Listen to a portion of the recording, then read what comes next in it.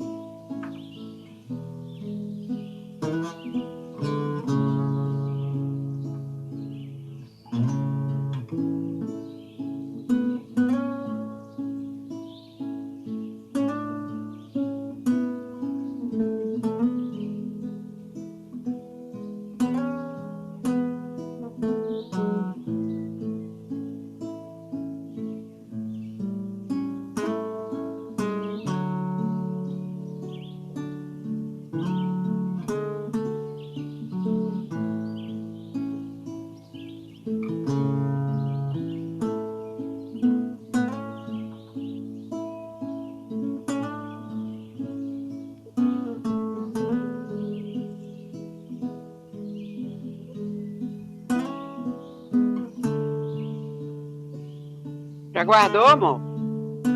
Já guardou sobremesa?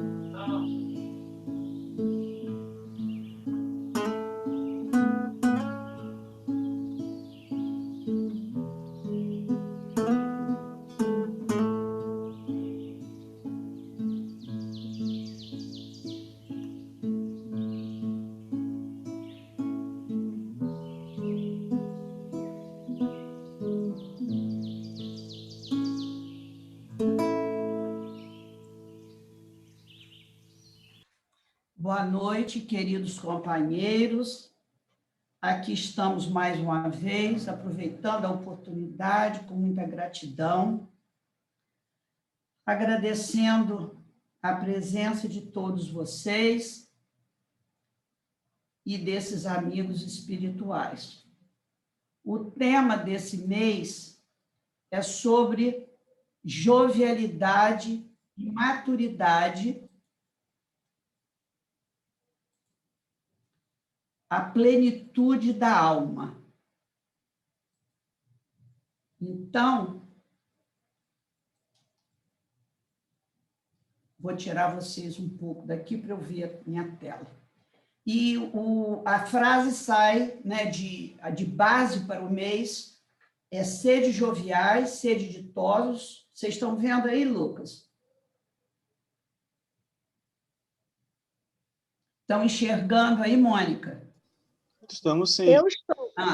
Sede joviais, sede ditosos, mas seja a vossa jovialidade a que provém de uma consciência limpa. Seja a vossa ventura a do herdeiro do céu, que conta os dias que faltam para entrar na posse de sua herança. Capítulo 17 do Evangelho. E o objetivo do mês é a gente refletir sobre o estado da alma quanto espírito eterno, na conquista da jovialidade, em qualquer idade em nossa matéria, e a maturidade, que é a construção moral do espírito. E o tema da nossa noite é mediunidade e mocidade. Eu vou começar usando o livro Mediunidade na Mocidade, de Odilon Fernandes, psicografia de Carlos Basseri, lição 7, que é a recomendação como referência básica. E vou utilizar a seguir outras lições desse mesmo livro, que sempre inicia com uma pergunta. E a pergunta da lição 7 é: o estudo da mediunidade deve ser tema para jovens? E a resposta é que qualquer assunto relacionado ao espírito deve ser prioritário para o homem, não só o jovem que está reencarnado ainda na idade cronológica de jovem, mas todos nós, homens, porque, na verdade, nós somos jovens quando nós reencarnamos.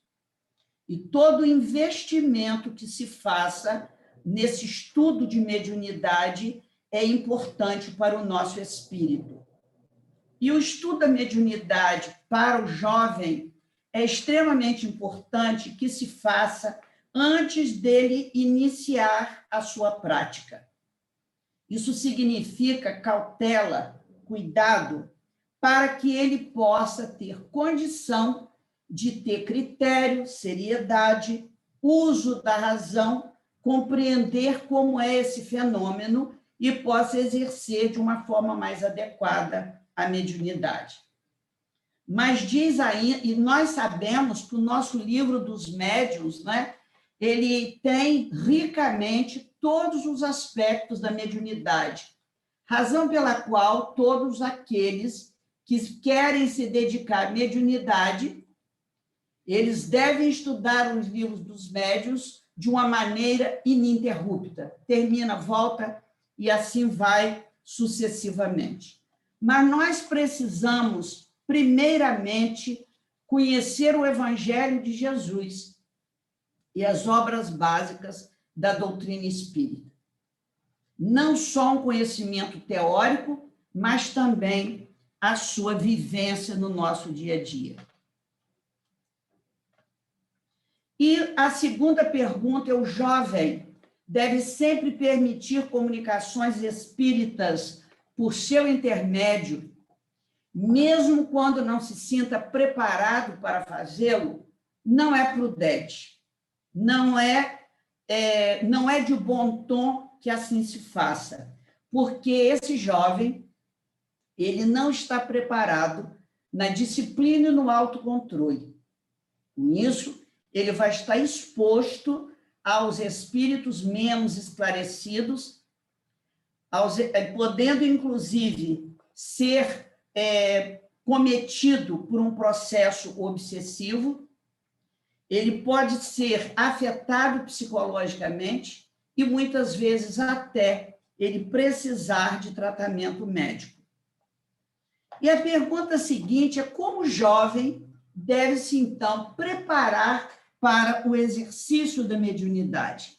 Então, Odilon Fernandes nos diz que a mediunidade ela deve acontecer de uma forma mais natural possível, sem forçar.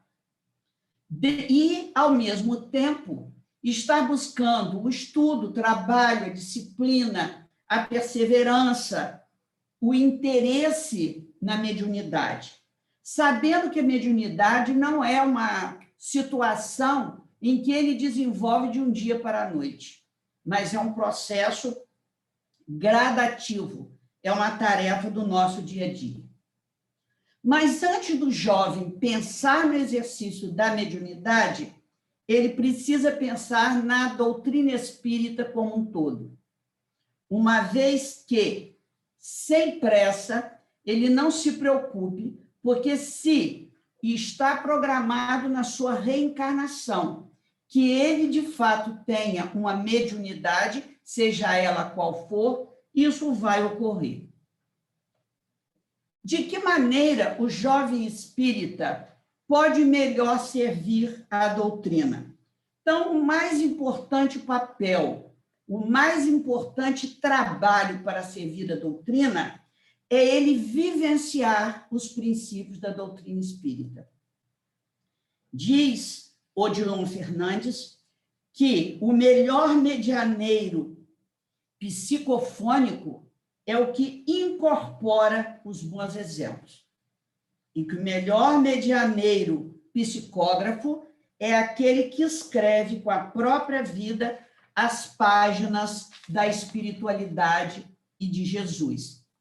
Então, por isso, nós colocamos aqui uma passagem do Evangelho, Mateus 20, 28, aquele que quiser ser o maior no reino dos céus, seja na terra o servidor de todos.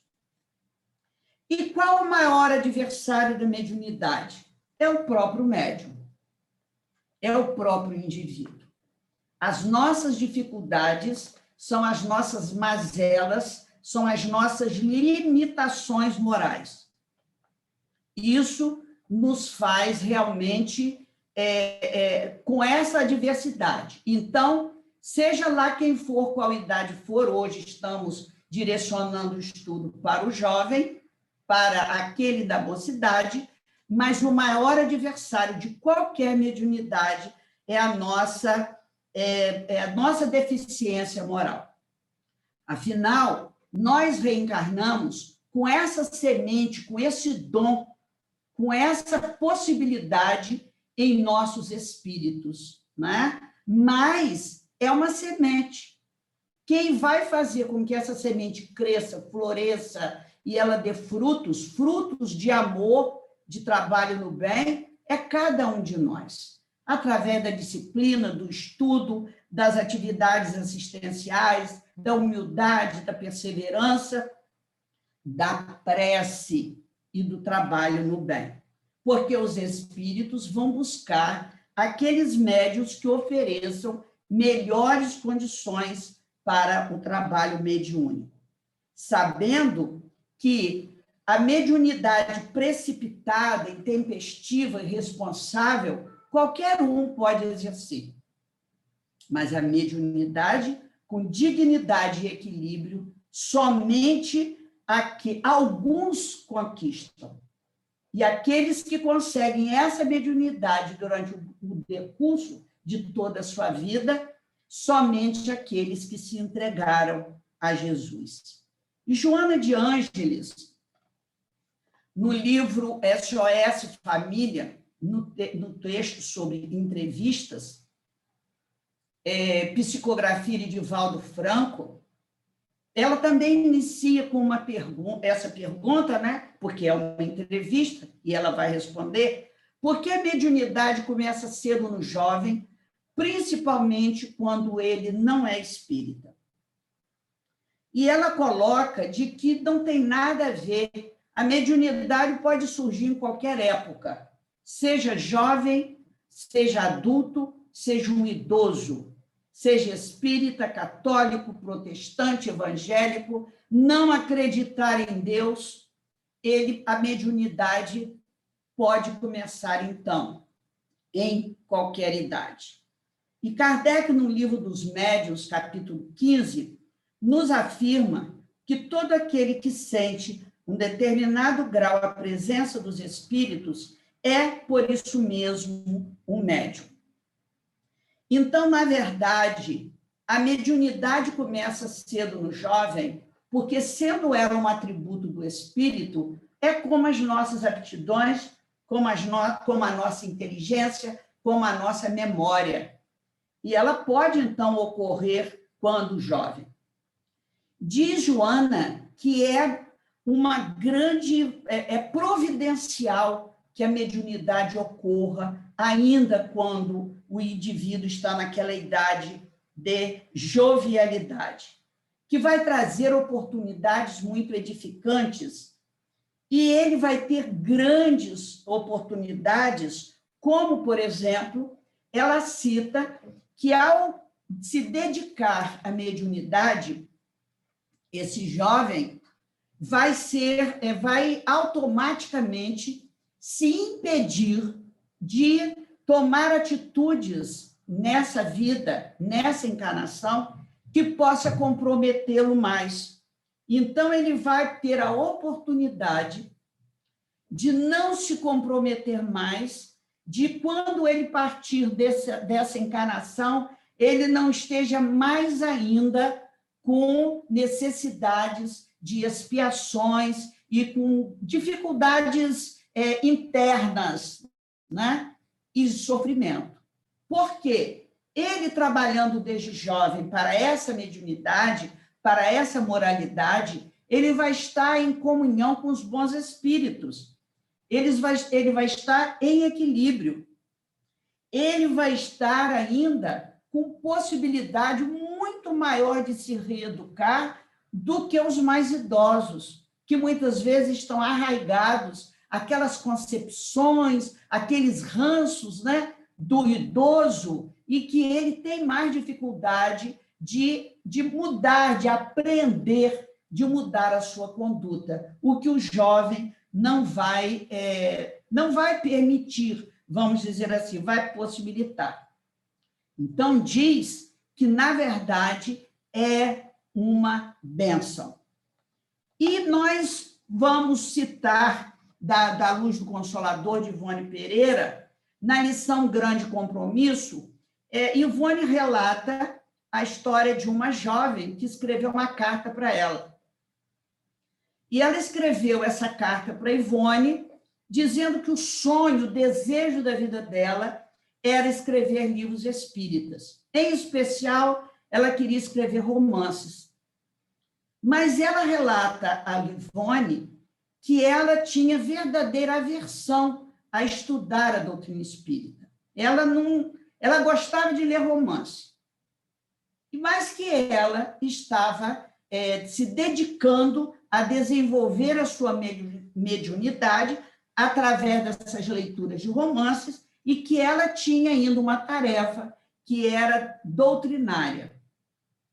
Ela evangelizava as crianças. E Ivone, de uma forma muito sábia, né, ela se questiona como alguém que não tem o conhecimento doutrinário pode evangelizar, em especial crianças, pela sua fragilidade, pela sua necessidade, porque o mundo espiritual, ele ininterruptamente, ele conduz, ele contribui com esses evangelizadores. Mas, para isso, ele tem que estar preparado, até para ele não fazer ensinos adulterados da doutrina espírita. E ela pergunta, que eu achei bom que essa pergunta fosse para todos nós: como poderemos ministrar ensino doutrinário se a nós mesmos declaramos nada conhecer da doutrina espírita do Evangelho? Como nos arvorarmos em mestres quando ainda nem somos discípulos? Então, ela diz que aquele que deseja ser um escritor espírita não é ele, é um compromisso que ele assumiu já com as leis de Deus e com o seu guia espiritual, que é renúncia, sacrifício, lágrima, e que não é assim, brincando, que o indivíduo vai conseguir executar, que isso é uma programação reencarnatória. E ela cita Kardec, o Evangelho segundo o Espiritismo, Mateus 10, 38, 39. Se alguém quiser vir nas minhas pegadas, renuncie a si mesmo, tome a sua cruz e siga-me. Porquanto quem quiser se salvar a si mesmo, perder-se-á. E aquele que se perder em amor a mim, ele se salvará. E nós continuamos agora usando Joana de novo, Joana e Divaldo, temas da vida e da morte. Nesse capítulo de educação íntima, ela fala que a prática da mediunidade consciente, espírita consciente, proporciona inimagináveis satisfações. E ela diz que essa satisfação é porque traz paz, dulcifica, vai nos modificando esse homem velho que existe em nós. Nós vamos ter o prazer de servir, de repartir emoções, esperanças, consolações, e, além disso, estaremos impregnados por essas energias, por essas vibrações positivas, à medida que nós realizarmos essas tarefas, sendo amparados por aqueles espíritos evoluídos, que são muitas bênçãos. Mas, para isso, precisamos da educação mediúnica. Nós precisamos conhecer as leis em que a mediunidade se apoia, nós precisamos estudar a faculdade mediúnica, precisamos conhecer a doutrina espírita e os valores éticos e instrutivos do espiritismo. Assim, companheiros, nós vamos ter uma possibilidade de conquista moral, de nos libertarmos das nossas paixões inferiores e estarmos vinculados aos bons espíritos. Não é um processo curto, ele é a longo prazo, é durante toda a nossa vida, exigindo constante exercício e esforço, sempre cada vez maior. Lembrando-nos de que essa presença dos espíritos, ela não ocorre somente na hora da comunicação, da interferência ostensiva, mas nós vamos estar expostos em qualquer momento e em qualquer lugar em que estivermos, nós seremos médiuns. E agora, usando o Cântico da Juventude, de Ivan de Albuquerque e Raul Teixeira, o texto Juventude e Mediunidade, Ivan de Albuquerque começa dizendo que a faculdade mediúnica não é e jamais foi privilégio de qualquer faixa etária, estrutura social ou intelectual. Então, Já até falamos um pouco sobre a questão idade, sobre a questão religião, mas também não é privilégio, dependendo da condição social do indivíduo ou da intelectualidade. A faculdade mediúnica, a diferença que vai ocorrer é a maturidade nas atitudes morais. É o traço moral da nossa vida. Ivan de Albuquerque nos lembra que não é conveniente crianças no exercício mediúnico. Criança está em processo ainda de maturação psicológica e está ainda em processo de desenvolvimento neurológico. Ela não está apta, nem física, nem em outras condições espirituais, mentais, para assumir uma responsabilidade de tamanha envergadura que é o intercâmbio com os espíritos.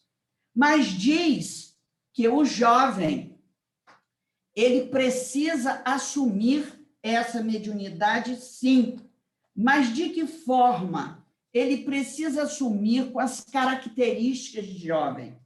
Ele precisa saber com a sua alegria, com o seu prazer de viver, com tudo aquilo que ele tem de bom e de útil dentro das suas características em idade. Mas tudo isso, amores, com responsabilidade na conduta. Ele precisa, é até prudente e bom, que ele mantenha os sonhos da aventura doméstica, noivar, casar, mas ele precisa estar atento para não deseducar as suas forças genésicas. Se assim fizer, aqueles sonhos que ele tinha harmoniosos, eles vão se transformar em pesadelos de frustração e de sabores. Ele vai conviver com amigos, companheiros, pessoas da sua idade, mas ele pode até viver, é natural, a moda daquele momento, mas não uma moda indigna, com cautela na depravação moral, maus costumes, banalidades, piadas, conversas vãs, vícios materiais e morais, brincadeiras que não são aceitáveis. Por que tudo isso? Por que essa exigência? Porque a mediunidade exige de nós um pensamento e uma mente o mais pura possível.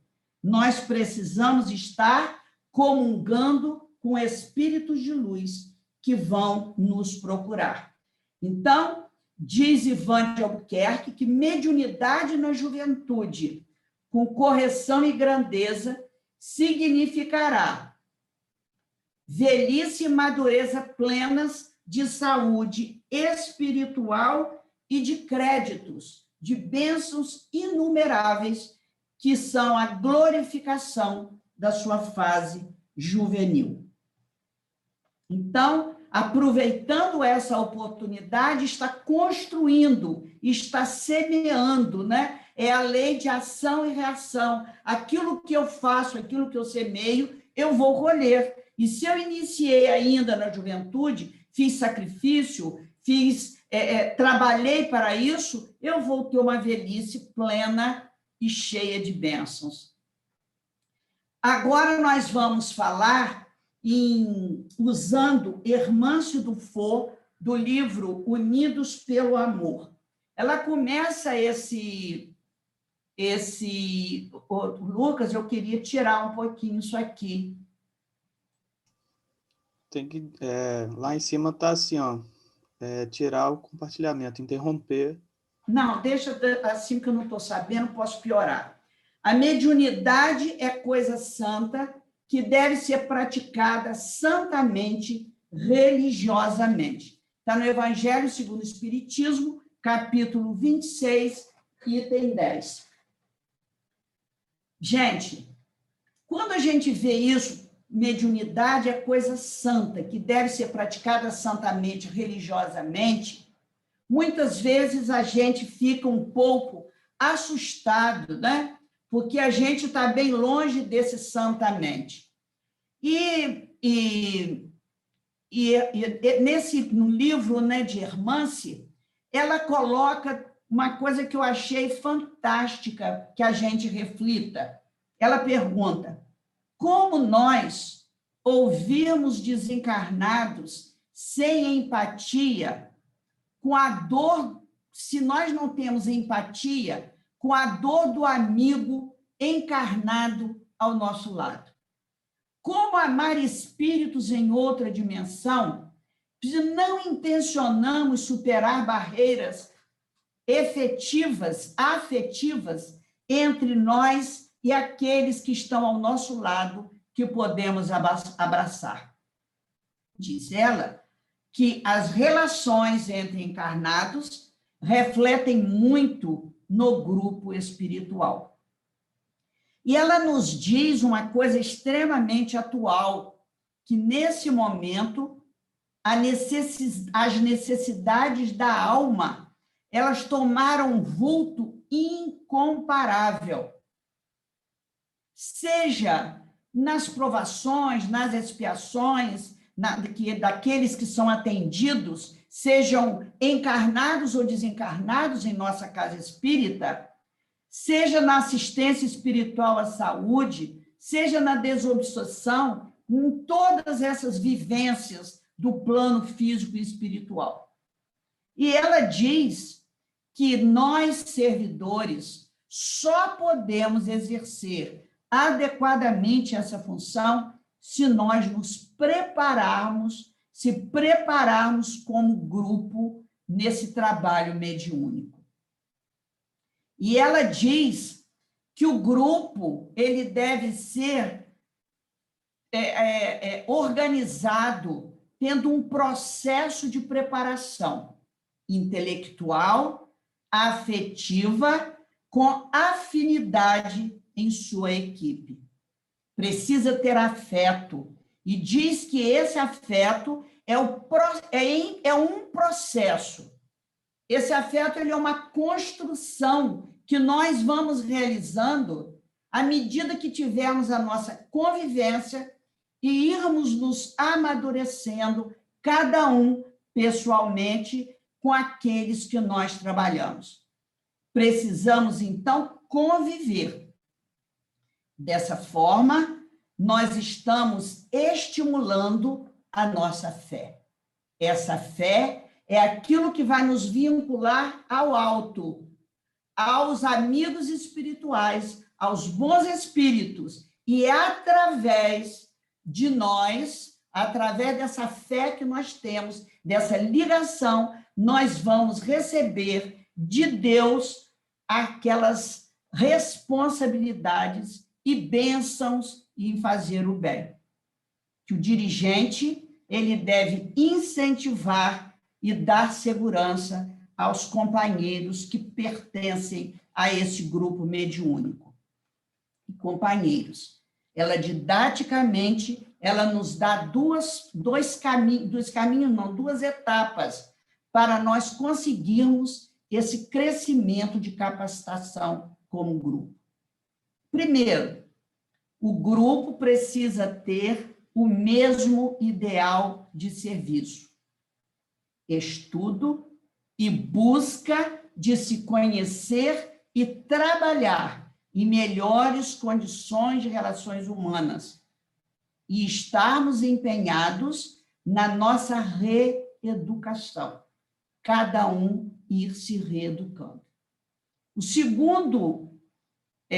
A segunda sugestão dela é que o grupo precisa, cada um dos seus membros, saber qual é o seu papel naquele grupo, qual é a responsabilidade.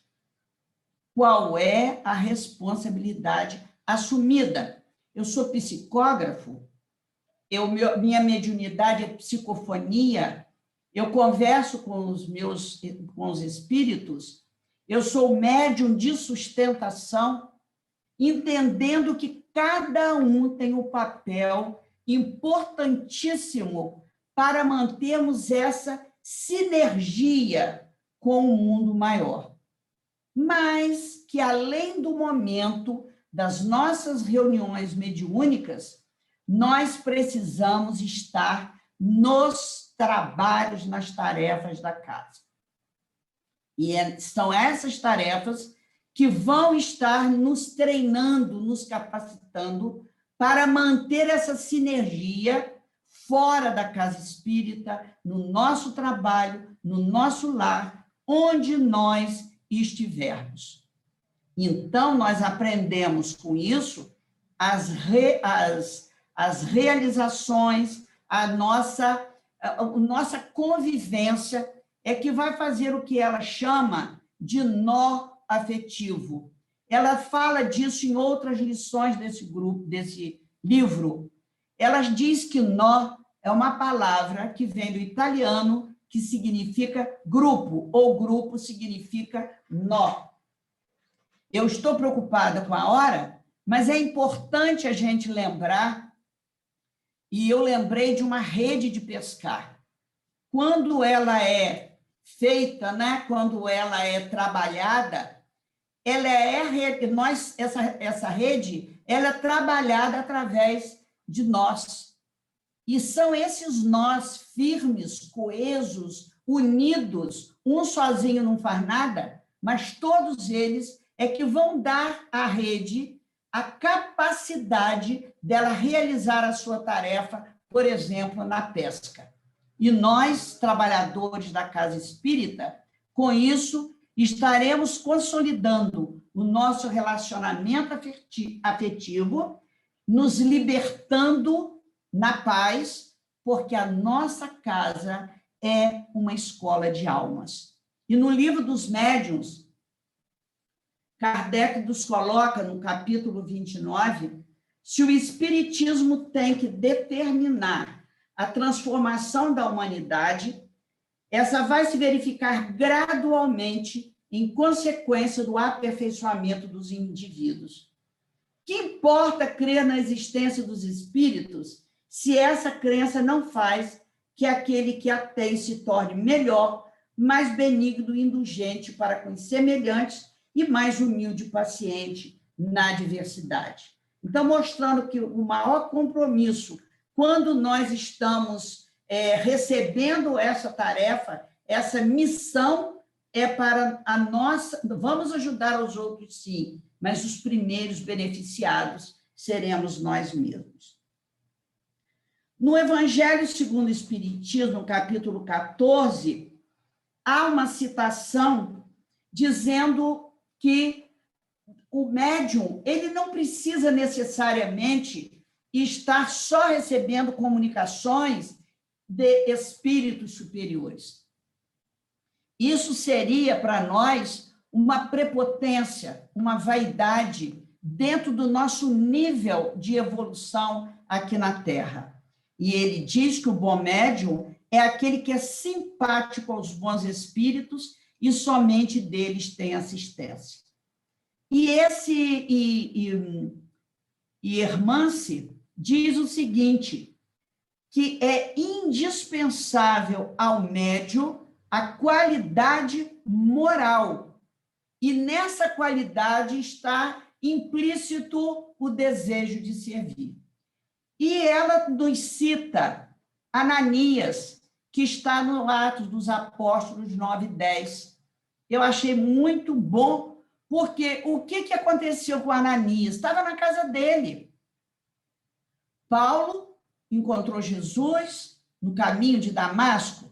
Ananias em Damasco, e ele, de repente, ouviu e teve uma visão. Ananias, e ele imediatamente respondeu, eis-me aqui, Senhor. Isto é, Ananias estava pronto na casa dele, fazendo as tarefinhas dele. E essa prontidão de Ananias, que nós estamos colocando como exemplo, não é para nos desanimarmos. Ananias foi como nós. E ele conseguiu chegar ao ponto que ele chegou. Então, companheiros, para essa prontidão é fundamental amadurecimento psíquico e emocional, quietude interior, disponibilidade mental, sintonia, avanço em lutas interiores. A coisa é difícil, sim, mas não é impossível. Porque, às vezes, nós ficamos olhando esses espíritos evoluídos, a gente só fala em Emmanuel, em Chico Xavier, nos Ananias. Nós temos que falar o seguinte: nós não somos os mesmos da nossa encarnação passada, de 2, 3 encarnações. Os nossos passos, eles podem ser lentos, pequenos, curtos, mas nós não somos os mesmos. Temos que acreditar. Por quê, companheiros? Nós precisamos manter o foco na luz. Afinal, nós somos portadores dessa luz como filhos de Deus. É uma afirmação encontrada em Mateus: vós sois a luz do mundo. Então, é seguir o ensinamento de Jesus, que também está em Mateus: orai e vigiai. Isso significa, companheiros, trabalho, coragem e determinação. E eu vou encerrar com a parábola do bom samaritano, que eu acho que dá tempo de eu dar uma lida rápida, porque essa parábola Jesus conta porque ele foi procurado, questionado por um doutor da lei, que perguntou a ele, Senhor, que preciso fazer para ter a vida eterna? E Jesus disse: o que está escrito na lei? Porque ele conhecia. Amarás o Senhor teu Deus de todo o coração, de toda a tua alma, com todas as tuas forças e de todo o teu espírito, e ao próximo como a ti mesmo. Disse Jesus: respondeste bem, faze isso e viverás. Mas o homem continuou perguntando a Jesus: quem é o meu próximo? Aí Jesus contou essa parábola. Disse o seguinte, que descia de Jerusalém para Jericó um homem que caiu no poder dos ladrões, foi despojado, retirado dele o dinheiro, bateram nele e deixaram ele quase morto. Passou ali um sacerdote, olhou e nada fez. Passou uma levita, que observou também e foi adiante. Veio o samaritano.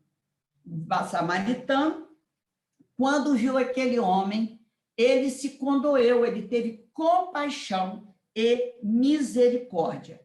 Ele cuidou das feridas, lavou, passou vinho, azeite, pegou o homem e levou esse homem para uma estalagem.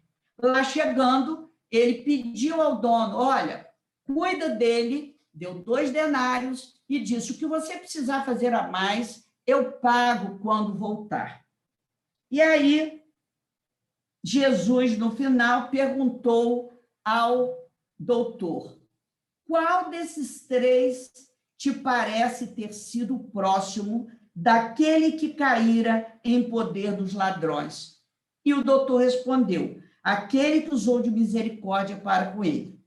E aí Jesus disse: então vai, faz o mesmo.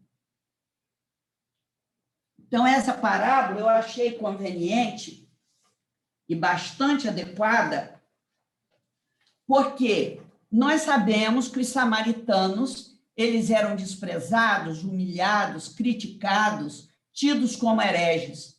O doutor da lei, ele conhecia a lei, ele conhecia e ele não parou para atender à necessidade do samaritano.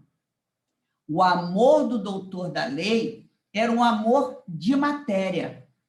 Ele tinha um amor que se chama de abstração.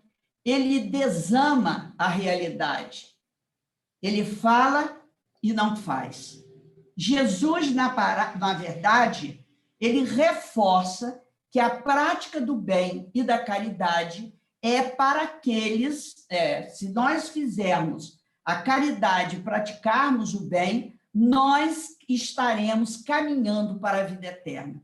Que vida eterna? E ele diz que o que teve misericórdia estaria indo, conduzindo para essa vida eterna. E que seria essa vida eterna? A vida eterna seria a nossa vida espiritual, quando nós nos despojarmos do nosso corpo de matéria, aquilo que vai suceder à nossa morte, onde esperamos que nós estejamos em condição de perceber o triunfo dos preceitos e daqueles preconceitos, sairmos desses preconceitos do mundo e estarmos voltados para os preceitos de Jesus e da doutrina espírita. O samaritano, na verdade, quando ele desce, e eu usei para comentar isso, o Evangelho, Hermâncio do Faux e Caibra e Schubel nas parábolas e ensinos de Jesus. Dizem eles que o samaritano, meus amores, é o médium. Ele trazia nele, em viagem, ele trazia aquela concepção, os valores nobres. E ele, com isso, o que ele fazia? Ele esquecia das suas mazelas, das suas dificuldades, porque ele estava pensando no próximo, naquele que estava precisando mais do que ele. Não se preocupou se ele estava atrasado porque ele ia fazer, que tinha uma reunião ou que tinha algum trabalho ou alguma compra. Ele parou e ele se dedicou. O levita e o sacerdote, na verdade, eles desciam sim, mas eles estavam ainda voltados para os interesses sombrios do mundo. Nessa parábola do bom samaritano, ela se refere a Jesus. O viajante ferido é a humanidade. Somos nós, saqueados dos bens espirituais e da nossa liberdade por conta dos poderosos do mundo. O sacerdote e o levita são os religiosos, muitos preocupados com a sua igreja, com a palavra, que poderemos ser até nós mesmos da casa espírita, não estamos nos afastando dessa realidade, mas aqueles que têm interesse pessoal acima do interesse da coletividade. O azeite é o símbolo da fé, que nos traz essa vida eterna, doutrina. O vinho é o suco da vida, é o espírito da palavra de Jesus. Os denários, a caridade e a sabedoria. E quando ele diz, o que você gastar, eu vou pagar, eu achei muito interessante. O gastar é a abnegação que nos traz, é aquilo que vem do alto nas nossas vigílias, para a paciência, para a dedicação. E o hospedeiro? O hospedeiro são os medianeiros, são os médiuns que receberam e recebem esse dom, essa faculdade do Espírito, os ensinamentos de Jesus, para estarem preparados para tratar das nossas feridas, da humanidade. Está pronto, de prontidão como Ananias, para receber a missão e o trabalho do alto de consolo, de esperança, de otimismo, de alegria, de fé, de tudo que deve ser levado, trazido para nós, aqueles que estão aqui encarnados, cada um com seus sofrimentos e dificuldades. Então, companheiros, os médiuns, trabalhadores, são, na verdade, os medianeiros que vão cuidar, estão cuidando, na verdade, desses viajantes feridos e saqueados que somos nós. Então, a parábola do bom samaritano, ela nos convoca à solidariedade humana no planeta. Ela nos convoca à caridade ativa, sair de nós mesmos. E se assim fizermos, nós estaremos exercendo a mediunidade com Jesus, que é isso que nós, mais velhos, né, jovens de todas as idades, precisamos contribuir com aqueles que são os nossos moços da nossa casa espírita, para que eles consigam ir trabalhando, e nós buscando esse nó afetivo para que tenhamos essa mediunidade com Jesus. Que Jesus nos abençoe, que seja uma noite de muitas possibilidades para todos nós. Obrigada.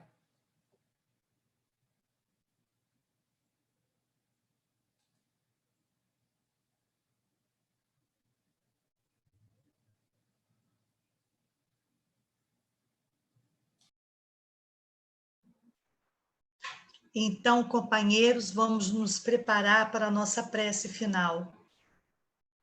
Senhor, meu Deus, Pai de infinita bondade e misericórdia, agradecemos as reflexões dessa noite para entender que nós precisamos tomar essa atitude do bem, que nós precisamos trabalhar realmente, Senhor, todos unidos dentro desta casa querida, que nós possamos ser cada nó dessa rede e juntos nós sermos fortes.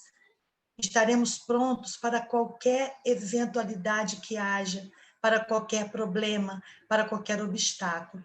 Que nós possamos realmente reagir a todo o mal que nos acontece, que está por fora de nós, mas sabendo exatamente que nós, o nosso interior, é que vai ditar o que nós somos. Então, é que nós possamos ser pessoas melhores, que nós possamos ser espíritos melhores, que nós possamos nos dar as mãos todos os dias, uns ajudando aos outros, e assim seguirmos rumo ao Pai Maior. Abençoa, Senhor, as nossas famílias, a esta casa querida, da qual sentimos tanta falta, mas sabemos que tudo passa, como isso também vai passar. Fica conosco, Senhor, fique em nossos corações hoje e sempre. Que assim seja. Que assim seja.